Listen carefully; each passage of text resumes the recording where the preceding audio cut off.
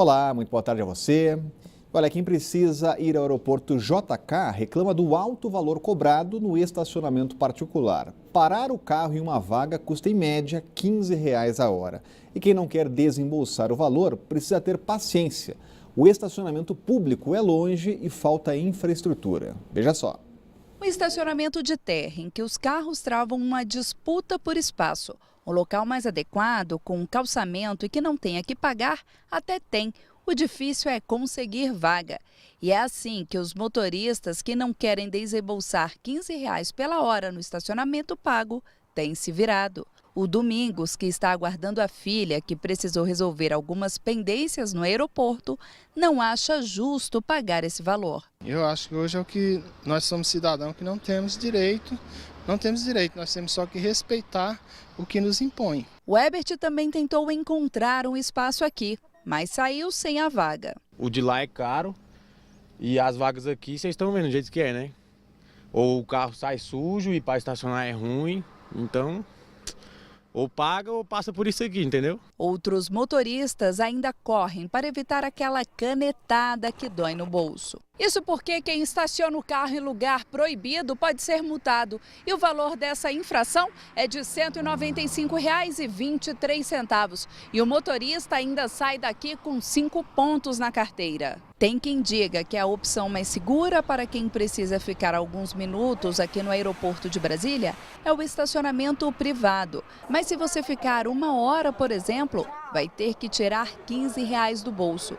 Um valor que, para quem precisa desse serviço, é considerado caro. Não temos opção de estacionar aqui, inclusive até na área paga realmente. Nós ficamos muito longe daqui, né? Quando a gente opta por lá, ou aqui pagando um preço absurdo, né? Eu vou ficar vários dias fora, então não tem outra opção, tem que pagar. Paga caro? A última vez que eu fiquei aqui, paguei 160, 12 dias. Pago porque não tem opção de estacionamento aqui perto. Ou paga ou então não tem como parar, né? Pois é, a Inframérica, que administra o terminal, disse que em 2013 o estacionamento do aeroporto foi ampliado. O número de vagas passou de 1.200 para 3.300. Este ano ainda será construído um edifício garagem com 4.000 novas vagas. O aeroporto implantou também uma tarifa fixa de long stay, ou seja, veículos que permanecem por mais de 4 dias pagam o valor de R$ 170 e podem permanecer por essa quantia até o 14º dia. Já sobre a falta de estacionamento público, o GDF informou que a área é um sítio aeroportuário e segue as regras do contrato de concessão assinado entre a Inframérica e o governo federal. O GDF não pode atuar, pois não faz parte do contrato. Agora o que sobra lá no aeroporto é reclamação, Cláudio Humberto. E muita exploração também, né? É vergonhoso como essa empresa chamada Inframérica explora as pessoas que precisam estacionar carros. A gente ouviu ali dizendo um dos entrevistados falando sobre a área que é paga, não é? Assim, não existe mais área gratuita ali na região do aeroporto.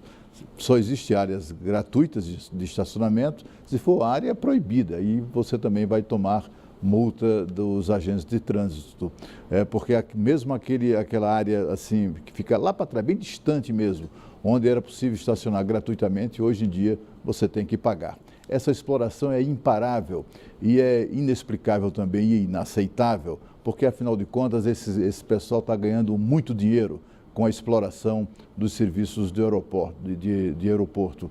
E aquela área coberta, além de ser caríssima, é insegura. A gente se lembra, não faz muito tempo, bateu um vento ali, aquelas coisas caíram e danificaram inúmeros carros, né? E tudo ficou por isso mesmo. É inaceitável que isso continue dessa maneira, mas é produto de um contrato mal elaborado, um contrato mal negociado, em que funcionários corruptos acabaram concedendo demais, né, oferecendo a essa empresa concessionária toda a faca e o queijo. Não há ninguém que os fiscalize e quem tem o dever de fiscalizá-los, por exemplo, a Agência Nacional de Aviação Civil, eles não estão nem aí, né? Porque, na verdade, é uma agência que nunca cuida dos interesses da população, cuida dos interesses das empresas do sistema. E acidentes graves nas pistas do Distrito Federal. Na noite de ontem, uma motorista bêbada provocou batida em outros 5 carros. Hoje cedo, um homem morreu depois de ser atropelado. O acidente foi na EPNB e causou um congestionamento de mais de 2 horas. O acidente na Estrada Parque Núcleo Bandeirante foi por volta das 5 horas desta madrugada. O homem de 40 anos morreu depois de ser atropelado por um taxista. Segundo o Corpo de Bombeiros, ele era catador de materiais recicláveis e empurrava um carrinho de compras quando foi atingido. O taxista Bartolomeu Rodrigues, de 70 anos, não se feriu. O dono do táxi passou pelo teste do bafômetro e não havia sinais de embriaguez. No domingo, uma motorista bêbada perdeu o controle do carro e bateu em outros 5 carros e uma moto. Por sorte, nenhum motorista ficou ferido. Já a mulher que provocou o acidente teve ferimentos leves. A motorista bêbada, flagrada no teste do bafômetro, foi presa em Ceilândia. Ela vai responder por embriaguez ao volante e homicídio culposo, quando não há intenção de matar. Agora mais um, hein? Mais um acidente provocado por uma motorista bêbada.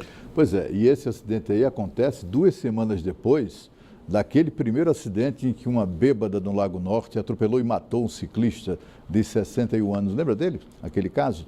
Pois bem, ela havia pago R$ 1.500 para participar, para entrar como ingresso numa festinha chamada Surreal. Saiu dessa festa bêbada, atropelou e matou o cidadão.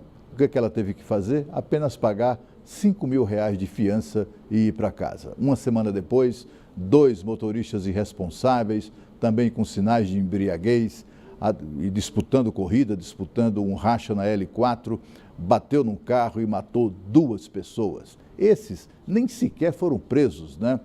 Talvez a explicação disso seja o fato de um deles ser bombeiro, ser integrante do Corpo de Bombeiros, e o outro ter parentes na cúpula da Polícia Civil, segundo informações já divulgadas, informações que circulam, inclusive, nos meios policiais. É claro que, diante de uma situação como essa, a cada semana alguém atropela e mata outra pessoa, essa motorista bêbada também achou que se bebesse e dirigisse não ia lhe acontecer nada, como de fato não vai lhe acontecer coisíssima nenhuma, porque nós vivemos aqui, sobretudo em Brasília, uma situação de calamidade até do ponto de vista da impunidade dos delinquentes do trânsito. E hoje cedo, um homem levou 2 tiros perto do Centro de Progressão Penitenciária, no CIA. O homem cumpre pena em regime semiaberto e não é beneficiado do saidão. A mulher dele aguardava na porta da unidade prisional e presenciou o crime. Ela contou que o atirador estava em um carro que não foi identificado. O homem foi levado para o hospital de base. O estado dele não foi divulgado. A Polícia Civil agora investiga o caso. E foi enterrado neste domingo o corpo do policial militar daqui do DF, morto durante um assalto em Aparecida de Goiânia. Na troca de tiros, outras 2 pessoas morreram. Durante as 4 horas de velório, familiares e amigos se despediram do policial militar Luciano Pereira dos Santos. Dos 39 anos de vida, 14 foram dedicados ao serviço na Polícia Militar. O cabo morreu durante um assalto na tarde de sábado numa padaria em Aparecida de Goiânia, Goiás. Além do PM, um dos assaltantes e uma funcionária da padaria também morreram. As imagens do circuito interno do comércio mostram o policial sendo rendido por 2 homens. O cabo reage, luta com a dupla e é atingido com vários tiros. Depois, os 3 saem do enquadramento da câmera. Já no canto superior esquerdo da tela, é possível ver outro homem sacando uma arma e atirando. Segundo informações da polícia, este homem é um policial aposentado e estava lanchando no local. Também no canto esquerdo da tela, é possível ver a funcionária da padaria caindo ao ser atingida. A Polícia Militar do DF emitiu nota de luto e pesar pela morte do cabo, que era lotado na Rotam. O caso, tratado como latrocínio, que é roubo seguido de morte, está sendo investigado pela 1ª DP de Aparecida de Goiânia. O caso que mostra que os criminosos não têm nada a perder, eles executaram esse policial. Não tem nada a perder e não tem nada a temer também, porque são de menor. E bandidos de menor, a legislação e também as autoridades acabam passando a mão na cabeça deles. São os coitadinhos. Você viu aí a frieza com que eles abordam, tentam arrancar a arma e arrancam, tiram a arma da cintura do policial e o executam friamente. Esse policial estava lá fazendo, sabe o quê? Serviço social. Estava dedicando a sua folga a fazer o bem, além do trabalho que já faz, que já é fazer o bem, no policiamento na Rotam, onde ele estava lotado. Acabou morto aí, hoje seus familiares e seus amigos e colegas todos choram essa perda, enquanto esses dois bandidos de menor idade, um deles está morto, o outro me parece que, enfim, o fato é que se tivessem escapado com vida, estariam aí flanando, ou logo, se fossem presos, se viessem a ser presos, logo estariam soltos, né, em razão da legislação condescendente com bandidos de menor idade aqui no nosso país. Você viu aquela menina ali de 18 anos apenas, coitada, e acaba tomando um tiro e também morrendo. E a Câmara dos Deputados começa hoje um verdadeiro mutirão para votar todas as medidas que estão pendentes no plenário. A ideia é limpar a pauta para votar a reforma da Previdência. Além disso, o presidente Michel Temer estuda renegociar as dívidas que as prefeituras têm com o INSS para fortalecer o apoio à reforma da Previdência.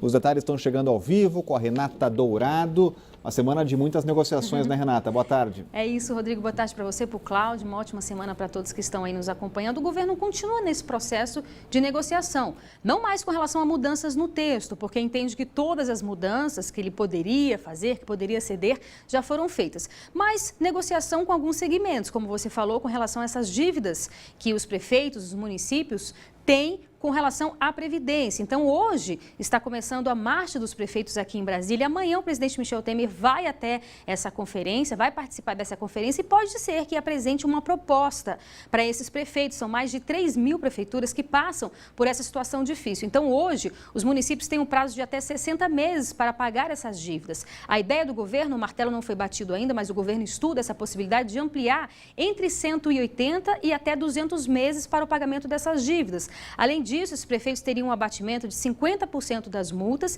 e 25% dos juros. Repito, o martelo não foi batido ainda, mas o governo está negociando. Ontem ele se encontrou com o ministro da Fazenda, Henrique Meirelles, para tratar sobre esse assunto. Hoje, novamente, se encontrou com o ministro também para tratar sobre esse assunto. Então, pode ser que amanhã apresente essa proposta. Uma outra proposta também que o governo estuda é com relação aos ruralistas. Renegociar as dívidas também dos ruralistas. A gente lembra que a bancada ruralista na Câmara é bastante grande, é formada por 220 deputados. Então, seria mais uma força também. E o governo também está estudando a possibilidade de renegociar as dívidas dos empresários. A gente lembra que esse texto, em troca, todas essas categorias, sejam os prefeitos, os ruralistas e os empresários também, iriam falar com os respectivos representantes para fortalecer a aprovação dessa reforma da Previdência. A gente lembra que o texto já está pronto para ser levado a plenário. O governo precisa de pelo menos 308 votos e está analisando o melhor momento de colocar isso em pauta. O próprio presidente Michel Temer já disse hoje que só vai colocar em pauta quando tiver a garantia, e tudo isso está sendo nominalmente detalhado, a garantia de 320 ou 330 deputados favoráveis em plenário para não ter nenhuma dúvida com relação à aprovação dessa medida. Um outro ponto também que o governo vem trabalhando é junto aos partidos que formam ali a bancada de apoio ao governo, para fechar a questão. Porque uma vez que o partido fecha a questão, aí o deputado que votar contrário à orientação do partido, ele vai ser punido. Então, fechando a questão, até o próprio deputado teria essa desculpa aí junto à base eleitoral de dizer que foi, entre aspas, obrigado a votar. Então, são várias estratégias que o governo está tomando aí à frente para realmente tentar aprovar o quanto antes essa reforma da Previdência, que pode ser que leve a plenário, Rodrigo, no final desse mês ou até mesmo no mês que vem. Obrigado, Renata. Acompanhando as negociações, Cláudio Humberto, foco continua sendo exclusivo à reforma da Previdência. Exatamente, até porque a reforma da Previdência não é uma escolha. Ou o Brasil faz, ou o Brasil faz. Não tem jeito, não tem alternativa. Ou o Brasil faz, ou quebra de vez. As boas notícias do início da semana dão conta de que o Brasil superou a recessão. Oficialmente já não estamos em recessão. No primeiro trimestre do ano, como já não acontecia há vários anos, a economia cresceu 1,12%. É um crescimento extraordinário, é um resultado extraordinário para um país que em 2015 decaiu a economia, teve um crescimento negativo de 3,8%. Em 2016, 3,6%. Se só no primeiro trimestre de 2017 já registramos um crescimento positivo de 1,12%, esta é uma grande notícia. Deixamos a recessão. Só precisamos, como sociedade, não só além do governo e do Congresso Nacional é fazer a coisa certa, é fazer o dever de casa. E aí, além de deixarmos a recessão, vamos experimentar, passar por um período de crescimento para devolver os empregos àqueles 14 milhões de pais e mães de família que estão ainda na Rua da Amargura. A seguir, morre o jovem Lucas Neres, que há anos lutava contra uma doença pulmonar. A gente volta já já.